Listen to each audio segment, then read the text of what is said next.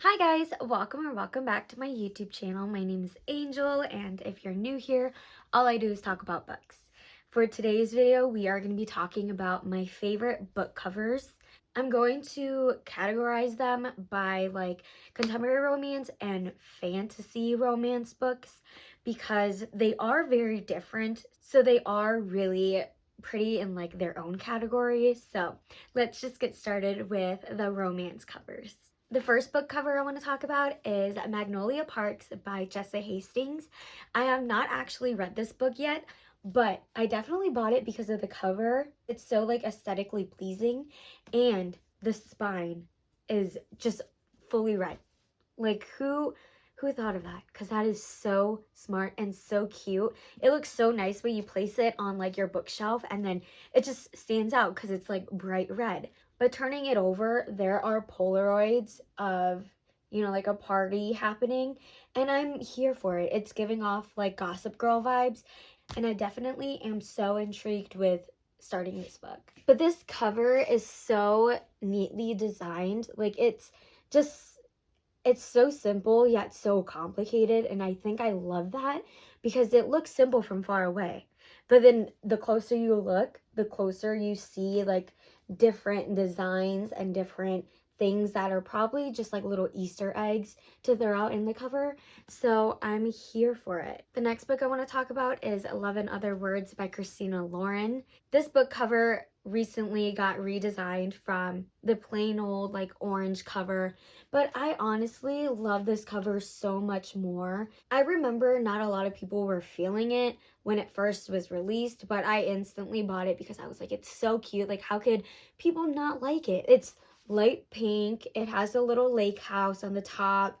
It has letters and coffee and books, okay? Like, the whole book is about books. And I honestly just love that they included like the little trees on the bottom of the forest. And then when you turn it around to the back, you also have like the little forest cover running down the bottom. So I just thought that this book cover was the cutest. It gives off like cottage core, and I don't know, I'm here for it. The next two books I want to talk about is a duology. I would say it is Colleen Hoover's One and Only, It Ends With Us, and It Starts With Us. These book covers are so iconic because in It Ends With Us, the book cover has like a broken lily, and if you read the book, you definitely understand why there's a broken lily on the cover. And then the cover of It Starts With Us is a blooming water lily. And if you've also read It Starts With Us, you fully understand why it's a blossoming water lily. I honestly think that Colleen Hoover's book covers are so top notch. Like, they put so much thought into their book covers, and you don't really realize what the book covers are until you finish the book, and it's like 5 weeks later, and you're just now thinking about, like, oh my gosh, like, that's why there's that thing on the book cover. The next three books I want to talk about, they are part of a trilogy, and it is The Dreamland Billionaires. Their covers remind me of like a business plan, and I'm so here for it because they are like businessmen. Let's just get started with the first book. So the first book is called The Fine Print by Lauren Asher, and this whole book is about like dreamland and all that, which I kind of associate with like Disneyland. So if you think of like Cinderella's castle, I feel like this is what the cover is kind of representing. So up top, you could see like the finished product of the castle, and then the dark blue section is just like the castle being drawn out, and I just thought that that was so cool to include both because it's kind of like a business plan, and it's like as if it's being drawn on like ripped paper and like crumpled paper too. So I thought that that was a really good detail. And on the back of the fine print, you can see like a drawn layout of like what Dreamland looks like. And I just thought that it was so cute that they included like a carousel and like a sit down food area, and then like a big roller coaster like in the back. And I just thought that was a really good detail to add. The next book is called Terms and Condition. The book cover is very similar to the fine print, which I absolutely love. I love it when authors want all of their books in their series to look the same, like same height, same color, same book design, everything. And so like when you put it on your shelf, it just looks so like pleasing. The only difference with terms and condition is obviously the color and the design on the book cover. It has like the same like crumpled, ripped up paper and like final product and like drawing as like the fine print. And the only difference is the design, which is a greenhouse. And if you've read the book, it makes it so much more sentimental. And on the back of terms and condition is just what inside of the greenhouse looks like. And I just love the different plants that are shown and drawn. And the last book cover in the romance category is the last book of the Dreamland Billionaires trilogy. It is the final offer. It honestly looks exactly the same as the other two, just different color and different design. It has a drawing of like the lake house that is mentioned in the book, and it honestly is just so detailed that I feel like I've seen it in real life before. I know it sounds stupid and crazy, but honestly, I just love it when authors give you like a snippet of what the house or the place looks like that the characters are talking about in the book. And on the back is the lake and the dock and the boat that is also mentioned in the book. So it's just much more meaningful. For the final offer, I did get the Blooms edition.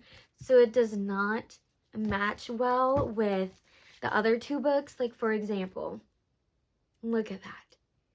That is so tragic. And I try to stop myself from buying like different edition books. Like, I remember starting reading and I like told my husband, like, I'm never gonna be those girls that buy different collector's edition books and have them on my bookshelf, because that's just like so stupid. But wait till you see like all these other different covers. Like, I'm such a hypocrite. But these covers are still so beautiful. They represent each brother so well. And I honestly cannot wait for Lauren Asher's like next series, which I think is called like the Lakeshore Billionaires, something like that. So I'm really excited. So moving on to the next category, which will be fantasy romance books.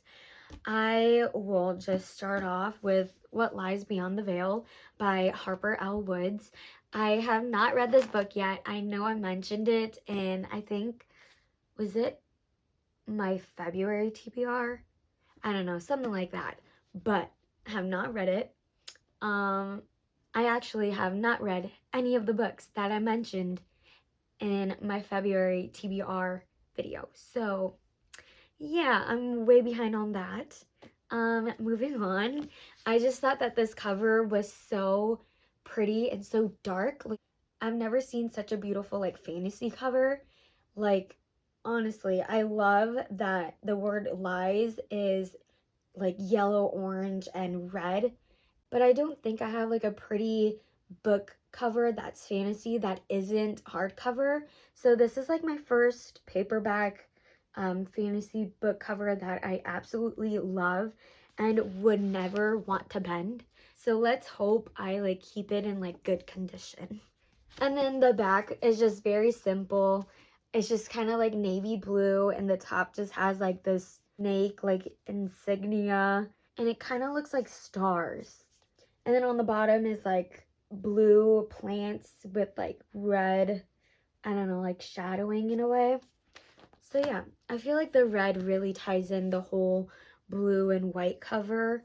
So I really like it. And that is the end of today's video. I hope you guys enjoyed all of these beautiful book covers, because I do want to find a way to showcase them on like my bookshelves. But yeah, that'll be like a problem for another day. But thank you guys for watching, and please stay tuned for more book content. Bye!